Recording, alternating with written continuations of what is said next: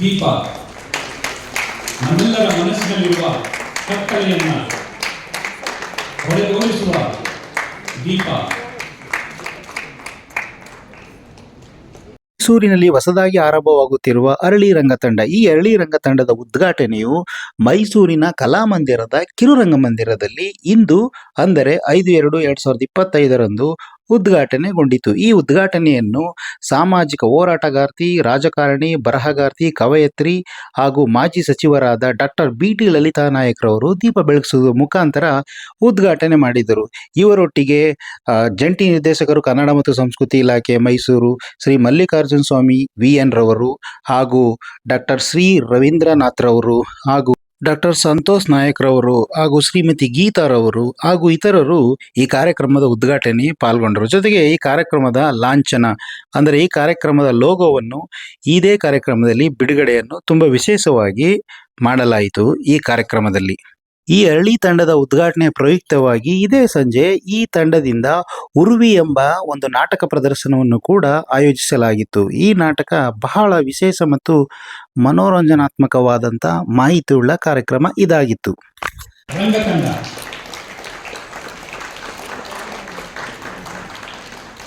ಇವತ್ತು ಹೇಗೆ ಈ ಅರಳಿಯನ್ನ ಬಿಚ್ಚಿ ಅದು ಒಂದು ಬುಟ್ಟಿಯಲ್ಲಿ ಇದ್ದಿದ್ದನ್ನ ಹೊರಗಡೆ ಬಿಚ್ಚಿ ತೋರಿಸಿದ್ರು, ಆ ರೀತಿಯಲ್ಲಿ ಅದನ್ನು ತೋರಿಸೋದಕ್ಕೆ ಪ್ರಯತ್ನ ಮಾಡ್ತೇನೆ. ಇದು ನಿಜವಾಗಿಯೂ ಜೀವನ. ಮನುಷ್ಯ ಬಹುಶಃ ಹುಟ್ಟಿದಾಗಲೇ ಈ ಕಲೆ ಅನ್ನುವಂಥದ್ದು ಅವನಿಗೆ ಅಂಟಿಕೊಂಡು ಬಂದಂಥದ್ದು ಅಂತ ನಾವು ಅನ್ಬೋದು.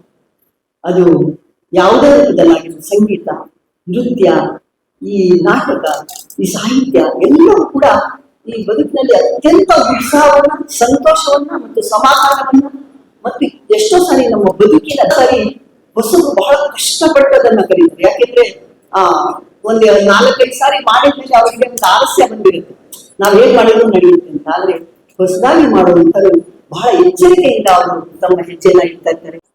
ಅರಳಿ ಅನ್ನುವ ಒಂದು ಮೊದಲ ಪ್ರಯತ್ನದ ನಾಟಕವನ್ನ ಹೊರತಾ ಇರುವಂತ ತಂಡ ಆರಂಭಿಸ್ತಾ ಇರುವ ಈ ನಾಟಕಕ್ಕೆ ಇಷ್ಟು ಪ್ರೀತಿಯಿಂದ ಇಷ್ಟು ಪ್ರೇಕ್ಷಕರು ಬಂದಿದ್ದೀರಿ. ಬಹುಶಃ ಇದರ ಹಿಂದೆ ರಮ್ಯಾ ಶೇಖರ್ ಮೇಡಮ್ ಅವರು, ಪಾವನಾ ಮೇಡಮ್ ಅವರು ಮತ್ತು ನಮ್ಮ ಗೌತಮ್ ಅವರು ಒಟ್ಟು ತಂಡದ ಒಡನಾಟ ಈಗಾಗಲೇ ರಂಗಭೂಮಿಯೊಂದಿಗೆ ಎಷ್ಟೊಂದು ನಿಕಟವಾಗಿದೆ, ಎಷ್ಟು ಗಾಢವಾಗಿದೆ ಅನ್ನೋದನ್ನು ತೋರಿಸ್ತಾ ಇದೆ.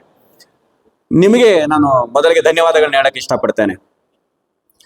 ಅರಳಿ ಅವರು ಫ್ರೆಂಡ್ಸ್ಗಳು ಸೇರ್ಕೊಂಡು ಆಂದೋಲನ ಸರ್ಕಲ್ ಹತ್ತಿರದ ಉದ್ಯಾನದಲ್ಲಿ ಒಂದು ಅರಳಿ ಮರದ ಕೆಳಗಡೆ ಸೇರ್ಕೊಂಡು ನಾವು ಚರ್ಚೆ ಮಾಡ್ತಾ ಇದ್ವಿ. ಮೊದಲಿಗೆ ನಾವು ಸಾಹಿತ್ಯದ ಓದು, ಕೆಲವು ಕೃತಿಗಳ ಓದನ್ನ ಮಾಡೋದಕ್ಕೆ ಸೇರ್ತಾ ಇದ್ವಿ. ಆಮೇಲೆ ಚರ್ಚೆ ಮಾಡ್ತಾ ಮಾಡ್ತಾ ನಮ್ಮ ಮನಸ್ಸಿನಲ್ಲಿ ನಾವು ಯಾಕೆ ಹೀಗೆ ಮಾಡಬಾರ್ದು ಅಂತ ಹುಟ್ಕೊಂಡಿದ್ದೆ ಅರಳಿ ಅಂತ ಹೇಳಿದ್ದಾರೆ. ನಾನು ಅದನ್ನೇ ನೋಡ್ತಾ ಇದ್ದೆ, ಅರಳಿ ಮರದ ಕೆಳಗೆ ಹುಟ್ಟಿದ್ರಿಂದ ಅರಳಿ. ಆದರೆ ಅವರು ಇದನ್ನು ಹೇಳ್ತಿರ್ಬಹುದಲ್ಲ, ಕನ್ನಡದಲ್ಲಿ ಯಾವಾಗಲೂ ಒಂದು ಪದಕ್ಕೆ ಒಂದೇ ಅರ್ಥಗಳಿರೋದಿಲ್ಲ, ಅದರಿಂದ ಆಚೆಗೂ ಬಹು ಅರ್ಥಗಳಿರ್ತವೆ.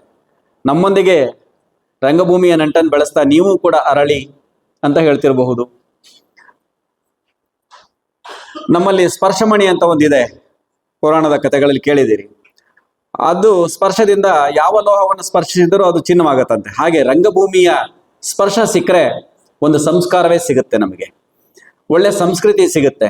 ಹಾಗಾಗಿ ಸಾಂಸ್ಕೃತಿಕವಾದಂತಹ ಸ್ಪರ್ಶವನ್ನು ನೀಡಲಿಕ್ಕೆ ಸಜ್ಜಾಗಿರುವ ಅರಳಿ ತಂಡ ಎಲ್ಲರಲ್ಲೂ ರಂಗಭೂಮಿ ಆಸಕ್ತಿಯನ್ನ, ಸಾಂಸ್ಕೃತಿಕವಾದ ಆಸಕ್ತಿಯನ್ನ ಅರಳಿಸುವ ಮೂಲಕ ಕನ್ನಡ ರಂಗಭೂಮಿಯನ್ನು, ಕನ್ನಡ ಸಾಂಸ್ಕೃತಿಕ ಲೋಕವನ್ನು ಇನ್ನಷ್ಟು ಶ್ರೀಮಂತಗೊಳಿಸ್ಲಿ ಅಂತ ಹಾರೈಸ್ತೇನೆ. ಒಂದು ಸಣ್ಣ ನೆನಪನ್ನಷ್ಟೇ ಹೇಳಕ್ಕೆ ಇಷ್ಟಪಡ್ತೇನೆ. ರಮ್ಯಾ ಮೇಡಮ್ ಅವರು ಒಂದು 4 ವರ್ಷಗಳ ಹಿಂದೆ ನಾನು ರಂಗಾಯಣದಲ್ಲಿ JD ಆಗಿದ್ದಾಗ ಅವರ ಮನೆಯವ್ರನ್ನೂ ಕರ್ಕೊಂಡು, ಪುಟ್ಟ ಮಗಳನ್ನು ಕರ್ಕೊಂಡು ರಂಗ ಚಟುವಟಿಕೆಯಲ್ಲಿ ಯಾವುದ್ರಲ್ಲಾದ್ರೂ ನಾವು ಭಾಗವಹಿಸಬಹುದಾ, ಹೇಗೆ ನಾವು ಪಾರ್ಟ್ ತಗೋಬಹುದು ಇಲ್ಲಿ ಅಂತ ಕೇಳ್ಕೊಂಡು ಬಂದಿದ್ರು. ಆಗ ಅವರು ಬಂದಿದ್ದ ಮಾಡಾದ ಜೀನ್ಸ್ ಪ್ಯಾಂಟು, ಅದಕ್ಕೆ ಬೇಕಾದ ಏನು ಟಾಪ್ ಶರ್ಟು ಏನು ಈ ಥರದ್ದು ಹಾಕೊಂಡು ಬಂದಿದ್ರಲ್ಲ, ಆಗ ನೋಡಿ ಇಂಥವರು ಕೂಡ ರಂಗಭೂಮಿ ಕಡೆಗೆ ಬರ್ತಾರಾ, ಏನೋ ಕೇಳ್ಕೊಂಡು ಬಂದಿದ್ದಾರಲ್ಲ, ಇವರಲ್ಲಿ ಆ ಥರದ ಆಸಕ್ತಿ ಉಳಿಯುತ್ತೆ ಅಂತ ಅನ್ಕೊಂಡಿದ್ದೆ. ಆ ನಂತರ ಅವರು ಮುಂದಿನ ವರ್ಷದ ಶಿಬಿರಕ್ಕೂ ಬಂದರು. ಆಮೇಲೆ ರಂಗಾಯಣದ ಎಲ್ಲಾ ಚಟುವಟಿಕೆಗಳಲ್ಲೂ ಕೂಡ ಅವರು ಮತ್ತು ಅವರ ಪುಟಾಣಿ ಮಗಳು ಭಾಗವಹಿಸೋದಕ್ಕೆ ಕಂಟಿನ್ಯೂ ಆಗಿ ಬರೋಕ್ ಶುರುವಾದ್ರು. ಅಂದ್ರೆ ರಂಗಭೂಮಿಗೂ ಇಂಥದ್ದೊಂದು ಕಾಂತೀಯ ಶಕ್ತಿ ಇದೆ. ತುಂಬಾ ಒಳ್ಳೆಯ ಅದು ಸೈನ್ ಅಂತ ಅನಿಸ್ತು ನನಗೆ. ಈಗ ನೋಡಿದ್ರೆ ಇದ್ದಕ್ಕಿದ್ದ ಹಾಗೆ ಒಂದು ವಾರದ ಹಿಂದೆ ರಮ್ಯಾ ಮೇಡಮ್ ಬಂದು, ಸರ್ ನಮ್ಮದೇ ಒಂದು ಹೊಸದಾಗಿ ಗೆಳೆಯರು ಸೇರ್ಕೊಂಡು ಕಟ್ಟಿರುವ ತಂಡ, ಗೆಳೆಯ ಗೆಳತಿಯರು ಹೀಗೆ ಆರಂಭವಾಗ್ತಾ ಇದೆ ಅಂತ ಹೇಳಿದರು. ಅವರು ಮೊದಲು ಬಂದಾಗ್ಲೇನೆ ನಾನು ಎಂಜಿನಿಯರ್ ಓದಿರುವಂಥವ್ರು, ಎಂಜಿನಿಯರ್ ಆಗಿ ಕೆಲಸ ಮಾಡ್ತಾ ಇರುವಂಥವರ ಮನೆಯವರು ಇವರು ಈ ರಂಗಭೂಮಿ ಕಡೆಗೆ ಒಲವು ತೋರಿಸ್ತಾರ ಅನಿಸ್ತಾ ಇತ್ತು. ನಮ್ಮಲ್ಲಿ ಅನೇಕ ನಾಣ್ಣುಡಿಗಳು ಬಂದ್ಬಿಟ್ಟಿವೆ. ಏನು there is A woman behind every successful man ಅಂತ ಹೇಳ್ತಾರೆ. ಈಗ ಅದು ಉಲ್ಟಾ ಆಗ್ತಾ ಇದ್ದಾವೆ. ನಾವು ಅದನ್ನ ಮೀರುವ ಕಾಲದಲ್ಲಿದ್ದೇವೆ. ನಾವು ಸುಮ್ಮನೆ ಇಲ್ಲೇ ನೋಡಿ, ಬರವಣಿಗೆಯ ಮೂಲಕ ಎಷ್ಟು ದೊಡ್ಡ ಲೇಖಕಿಯಾಗಿ ರೂಪುಗೊಂಡು ಮುಂದೆ ರಾಜಕೀಯದಲ್ಲೂ ಕಾಲಿಟ್ಟು ಸಾಂಸ್ಕೃತಿಕ ಲೋಕದಿಂದ ರಾಜಕಾರಣದಲ್ಲಿ ಕೂಡ ಮಂತ್ರಿಗಳಾಗಿ ನಾಡಿನ ತುಂಬಾ ಒಳ್ಳೆಯ ಹೆಸರನ್ನು ಗಳಿಸಿದಂತ ಲಲಿತಾ ನಾಯಕ್ ಮೇಡಮ್ ಇದ್ದಾರೆ. ಅವರ ಆ ಸಕ್ಸಸ್ನ ಹಿಂದೆ ಮನೆಯಲ್ಲೊಬ್ಬರು ಪುರುಷರಿದ್ದಾರೆ. ಸೊ ಇದು ಬ್ಯಾಕ್. ಪಕ್ಕದಲ್ಲಿರೋ ಗೀತಾ ಮೇಡಮ್ ನೋಡಿ, ರಂಗಾಯಣದಲ್ಲಿ 35 ವರ್ಷಗಳಿಂದ ಇಷ್ಟು ದೊಡ್ಡ ಕಲಾವಿದರಾಗಿ ಬೆಳೆದಿದ್ದಾರೆ. ಅವರ ಮಗಳು ಕೂಡ ರಂಗಭೂಮಿಯಲ್ಲಿ ಆಗಾಗ ಭಾಗವಹಿಸ್ತಿರ್ತಾರೆ. ಅದರ ಹಿಂದೆ ಅವ್ರ ಮನೆಯವರು ಅವ್ರನ್ನ ಎಷ್ಟು ಪ್ರೋತ್ಸಾಹ ಕೊಟ್ಟು ಬೆಳೆಸಿದ್ದಾರೆ, ಅವರು ಕಾರಣಕರ್ತರಾದವ್ರ ಹಿಂದೆ ಇದ್ದಾರೆ. ಇವತ್ತು ರಮ್ಯಾ ಮೇಡಮ್ ಅವ್ರನ್ನ ಅದೇ ರೀತಿ ನಾನು ನೆನೆಸ್ಕೋತಾ ಇದ್ದೇನೆ. ಅವ್ರ ಮನೆಯವರು ಅವತ್ತಿನಿಂದ ಇವತ್ತಿನವರೆಗೂ ಅವರ ಎಲ್ಲ ಚಟುವಟಿಕೆಗಳಿಗೆ ಪ್ರೋತ್ಸಾಹ ನೀಡ್ತಾ ಇದ್ದಾರಲ್ಲ, ಇದು ಆಗ್ಬೇಕಾಗಿದೆ. ಅವರ ಯುಗ ಈಗ ಆರಂಭವಾಗ್ತಾ ಇದೆ. ಎಷ್ಟೋ ಸಾವಿರ ವರ್ಷಗಳಿಂದ ನಾವು ಪುರುಷ ಪ್ರಧಾನ ಸಮಾಜ ಏನು ಕಟ್ಟಿದ್ವೋ ಅದನ್ನ ಒಡೆದು ಕಟ್ಟುವಂತಹ, ಅಥವಾ ನಮಗೂ ಅವಕಾಶ ಸಿಕ್ಕರೆ ಬಿಹೈಂಡ್ ಅಲ್ಲಿ ನೀವಿದ್ರೆ ನಮ್ಮ ಸಾಧನೆಯನ್ನು ನೋಡಬಹುದು ಅನ್ನೋದನ್ನ ಹೀಗೆ ಅನೇಕರು ತೋರಿಸ್ತಾ ಇದ್ದಾರೆ. ಆ ದಿಕ್ಕಿನಲ್ಲಿ ರಮ್ಯಾ ಮೇಡಮ್ ಮತ್ತು ಪಾವನಾ ಧನರಾಜ್ ಮೇಡಮ್ ಇಬ್ರು ಇದಾರಲ್ಲ, ತುಂಬಾ ಒಳ್ಳೆಯ ಪ್ರಯತ್ನವನ್ನು ಮಾಡಿದ್ದಾರೆ. ಅವ್ರದೇ ಆದ ಬಳಗ ಅರಳಿಯನ್ನ ಕಟ್ಟಿ ಇವತ್ತು ಅಂಬೆಗಾಲಿಡ್ತಾ ಇಲ್ಲ, ಅವರು ಗಟ್ಟಿ ಹೆಜ್ಜೆಯನ್ನು. ಯಾಕಂದ್ರೆ ಇಷ್ಟು ಪ್ರೇಕ್ಷಕರೇ ಹೇಳ್ತಾ ಇದ್ದಾರೆ ಈ ತಂಡಕ್ಕೆ ಎಷ್ಟು ಪ್ರೋತ್ಸಾಹ ಇದೆ, ಆ ತಂಡ ರಂಗಬದ್ಧತೆಯನ್ನು ಎಷ್ಟು ಗಟ್ಟಿಯಾಗಿ ಇಟ್ಕೊಂಡಿದೆ ಅಂತ ಅನ್ನೋದನ್ನ. ಆ ದಿಕ್ಕಿನಲ್ಲಿ ಅರಳಿ ಮುಂದೆ ದೊಡ್ಡ ಅರಳಿ ಮರವಾಗಿ ಬೆಳೀತಾ ರಂಗಭೂಮಿಯಲ್ಲಿ ತನ್ನದೇ ಛಾಪನ್ನು ಮೂಡಿಸ್ತಾ ಹೊಸ ಹೊಸ ನಾಟಕಗಳನ್ನ ಮಾಡ್ತಾ, ಗೌತಮ್ ಅವರು ಹೇಳಿದ ಹಾಗೆ ನನಗೆ ಹೊಸ ತಂಡಗಳು ಉಟ್ಕೊಳ್ತಾ ಇದ್ದಾವೆ, ಹೊಸ ನಾಟಕ ಒಂದು ರಂಗವೇ ಇರ್ತಾ ಇದೆ ಅಂದ್ರೆ, ವೇದಿಕೆಗೆ ಬರ್ತಾ ಇದೆ ಅಂದ್ರೆ ಎಲ್ಲಿಲ್ಲದ ಖುಷಿ ಆಗ್ತದೆ. ಎಂದಿನಂತೆ ನಾನು ಅವ್ರ ಜೊತೆಗೆ ಸದಾ ಇರ್ತೇನೆ. ಅರಳಿ ತಂಡವು ಕೂಡ ಮುಂದೆ ನಾಡಿನ ತುಂಬ ರಂಗಭೂಮಿಯಲ್ಲಿ ಮತ್ತು ಸಾಂಸ್ಕೃತಿಕ ಲೋಕದಲ್ಲಿ ದೊಡ್ಡ ಹೆಸರು ಮಾಡಲಿ. ಆ ಎಲ್ಲ ಗೆಳೆಯರ ಬಳಗಕ್ಕೆ ಶುಭ ಕೋರ್ತಾ ಇವತ್ತಿನ ನಾಟಕದೊಂದಿಗೆ ಮುಂದಿನ ಎಲ್ಲಾ ನಾಟಕಗಳು ಕೂಡ ಆ ತಂಡದಿಂದ ಸಕ್ಸಸ್ ಆಗಲಿ ಅಂತ ಹಾರೈಸಿ, ಈ ನಾಟಕಕ್ಕೆ ಮತ್ತೊಮ್ಮೆ ಇಷ್ಟು ಸಹೃದಯರು ಬಂದಿದ್ದೀರಲ್ಲ, ನಿಮಗೆಲ್ಲರಿಗೂ ಕೂಡ ವಂದಿಸಿ, ವೇದಿಕೆ ಮೇಲಿರುವ ಗಣ್ಯರಿಗೂ ಕೂಡ ವಂದಿಸಿ ನಾನು 2 ಮಾತು ವಿರಾಮ ಕೊಡ್ತೇನೆ. ಧನ್ಯವಾದಗಳು. ತಂಡ ಕಟ್ಟೋದು ಅಷ್ಟು ಸುಲಭ ಅಲ್ಲ. ರಂಗಭೂಮಿ ನಮಗೆ ಎಲ್ಲವನ್ನೂ ಕಲಿಸುತ್ತೆ, ಬದುಕುವುದನ್ನು ಕಲಿಸುತ್ತೆ ಅನ್ನೋದು ಸತ್ಯ.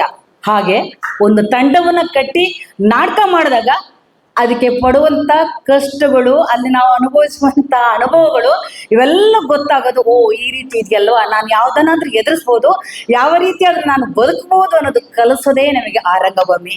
ಅದೇ ರೀತಿ ಇಂದೀಗ ಆ ನನ್ನ ಕಿರಿಯ ಗೆಳತಿಯರಿಬ್ರು ನಾವು ಒಂದು ತಂಡವನ್ನು ಕಟ್ತಾ ಇದ್ದೀವಿ, ನಾವು ನಾಟಕವನ್ನ ಮಾಡ್ತಾ ಇದ್ದೀವಿ ಅಂತ ಆರಂಭದಲ್ಲೇ ಕೇಳ್ಕೊಂಡಾಗ ಅವರನ್ನ ಬೆನ್ನುತಟ್ಟಿ ಪ್ರೋತ್ಸಾಹಿಸುವುದು ಹಿರಿಯರಾದ ನಮ್ಮ ಕರ್ತವ್ಯ. ಯುವ ಪೀಳಿಗೆಗಳು ಮುಂದೆ ಬರಬೇಕು, ಹೌದು, ಆದ್ರೆ ಆ ಯುವ ಪೀಳಿಗೆಗಳು ಸರಿಯಾದ ದಾರಿಯಲ್ಲಿ ರಂಗಭೂಮಿಯನ್ನು ತಗೊಂಡು ಹೋಗ್ಬೇಕು ಅಂತ ನಮ್ಮದು ಕಳಕಳಿಯಲ್ಲಿ ವಿನಂತಿಸಿಕೊಳ್ತಾ ನಮ್ಮ ಈ ತಂಡಕ್ಕೆ ನಾನು ಬಹಳ ಪ್ರೀತಿಯಿಂದ ಅವರಿಗೆ ಶುಭವನ್ನು ಹಾರೈಸ್ತೀನಿ. ನಮಸ್ಕಾರ. ಗೊತ್ತಿದೆ, ಗಾಂಧೀಜಿ ಸತ್ಯ ಹರಿಶ್ಚಂದ್ರ ನಾಟಕ ನೋಡಿದ್ಮೇಲೆ ಅವ್ರಿಗೆ ಸತ್ಯದ ಬಗ್ಗೆ ಗಾಢವಾದ ಪ್ರಭಾವ ಬೀರಿದ್ದು ನಾಟಕದ ಮೂಲಕ. ಗಾಂಧಿ ಆಗಕ್ಕೆ ಮೂಲ ಪ್ರೇರೇಪಣೆ ನಾಟಕದಿಂದಾನೇ ಸಿಕ್ತು. ಈ ತರ ಬಹಳ ಇದೆ. ಸೊ ನಾಟಕಕ್ಕೆ ಬಹಳ ದೊಡ್ಡ ಪ್ರಭಾವ ಇದೆ, ಸಿನಿಮಾಕ್ಕಿದೆ, ಕಲೆಗಿದೆ. ಕಲೆಗೆ ಮತ್ತಷ್ಟು ಮನುಷ್ಯನನ್ನ ಮಾಡೋ ಶಕ್ತಿ ಇದೆ.